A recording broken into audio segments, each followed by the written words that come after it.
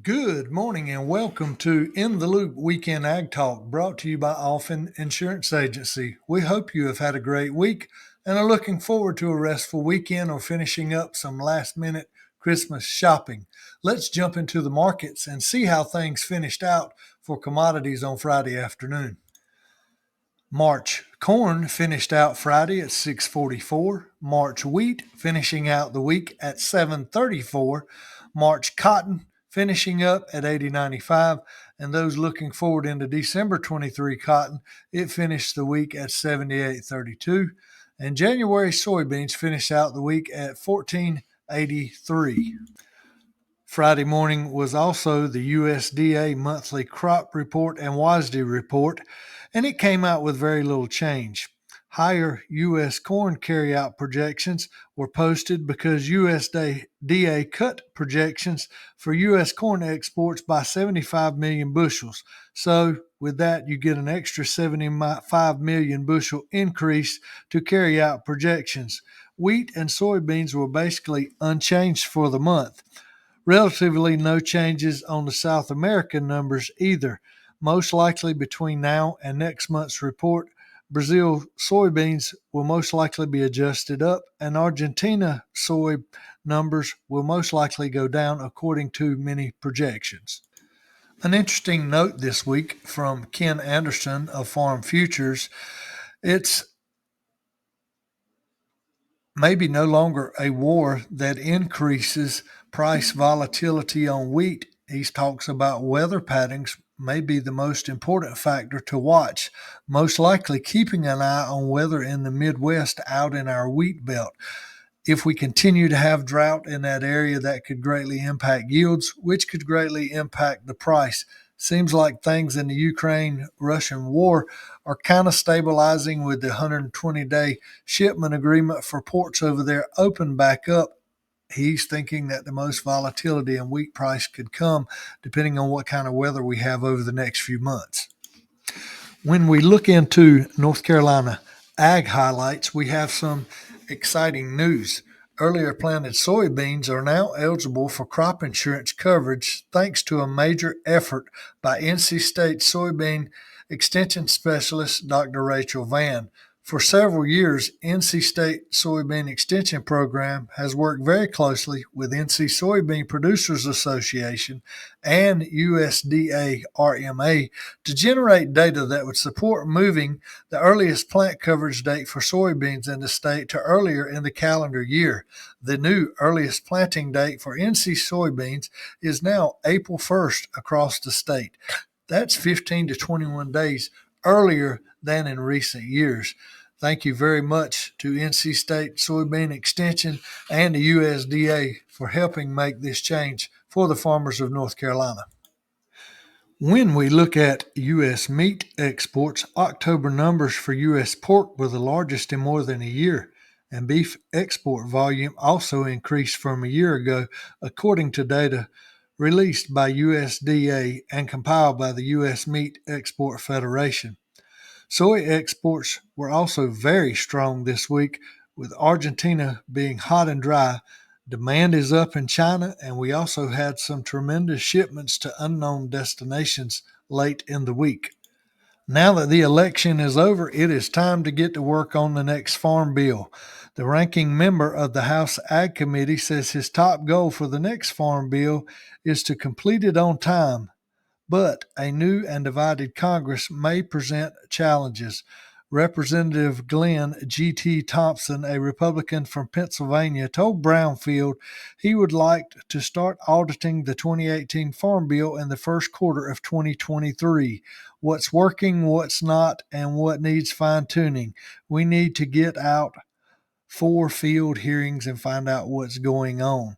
He says having bipartisan support is key to passing a bill, but knows there could be disagreements on the nutrition title. More than 2/3 of the farm bill spending is for nutrition title.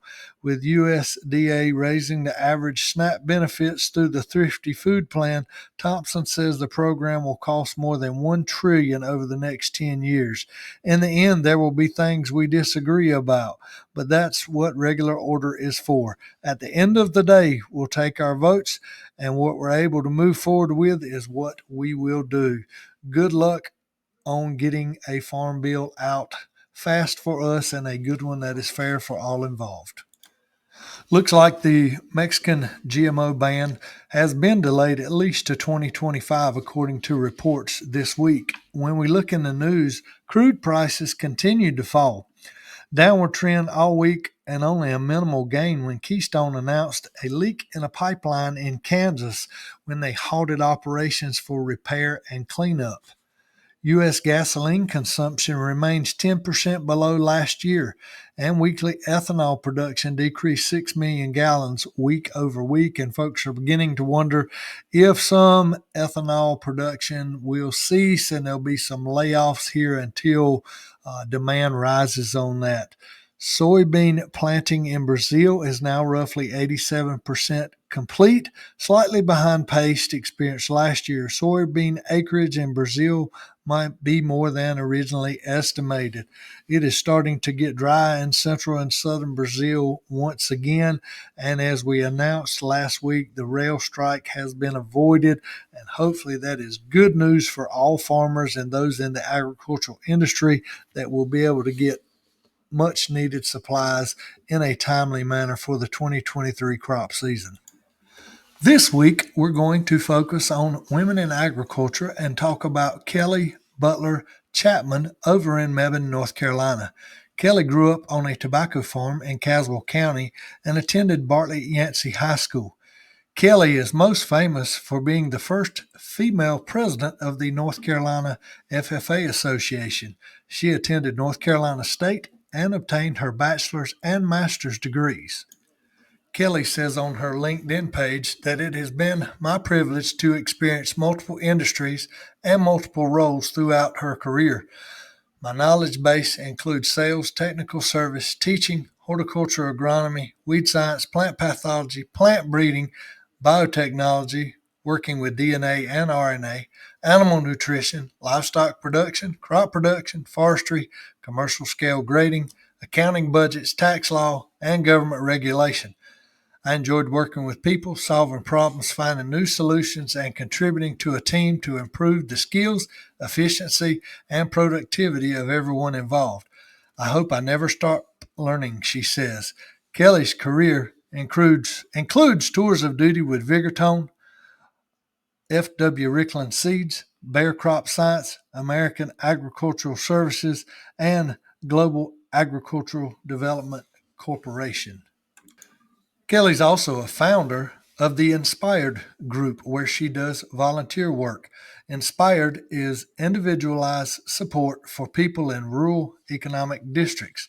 Inspired was organized to provide community support in rural areas through education, business training, technology literacy, mobile broadband, and linking people to existing assistance communication. They're happy to have raised $30,000, secured more than 2,000 books for the mobile library classroom, and are almost ready to deploy the services. For more information on that, go to www.inspired4communities.com. Thank you, Kelly, for a lifetime of service to the agricultural industry. This week on Something to Consider, we're going to look at farm emergency plan templates.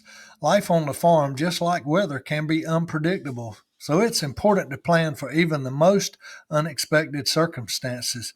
Creating an emergency action plan for your farm could save lives if the unexpected does happen. Take time to get together with everyone who works on your farm and start planning. Creating an emergency plan doesn't have to be complicated. Gathering just a few pieces of key information can help you create a quick and simple plan. The most important step in creating any type of emergency action plan is communication. Everyone on your farm, family members, employees, should be involved in the planning process. Also, contact your local emergency services like sheriff, fire department, and ambulance service to help you think through what they would need in the event of a situation. What plans do you need? Plans for tornadoes, floods, fires are only a few things to plan for. You also need to create maps of your farm and building. Be specific. Include roads, lanes, driveways. Also include all livestock fences and gates, locations of livestock, locations of all your hazardous materials, and shutoffs for electricity, water, fuel, and other utilities. Make a list of your farm inventory. Make a list of emergency contacts of those with EMS, extension, and insurance agent. All the businesses you supply. Also have a list of everyone who works on your farm or comes on your farm regularly. Also review your current insurance coverage and your emergency supplies for the situation. Also, you will most likely have two scenarios to review, one for sheltering in place and one for evacuation in the event of something like a flood or a hurricane on the way. For more information, you can visit ncagromedicine.org and download a template that has got a resource template for a farm emergency plan. Or you can call us. We'll be glad to download that, print it off for you, bring it to you, and help you fill it out. Folks, this is something that is extremely important for every operation, including your household, having a plan in case of an emergency. And again, thank you for tuning in to In the Loop Weekend Ag Talk, brought to you by Alphen Insurance Agency. We hope you have a great weekend, and a special thank you to those who help feed and clothe the world. Don't forget to like and follow us on Facebook. Also, look us up on YouTube now at Alphen Insurance Agency. Also, send us a message if you'd like to our email, giving us your email address, and we'll keep you up to date on all things crop insurance and agriculture. And remember, folks, make mental health a priority at your home and your farm. Make time for yourself, make time for others. And give us a call. We'll come to you so you can focus on family and farming. Talk to you next time.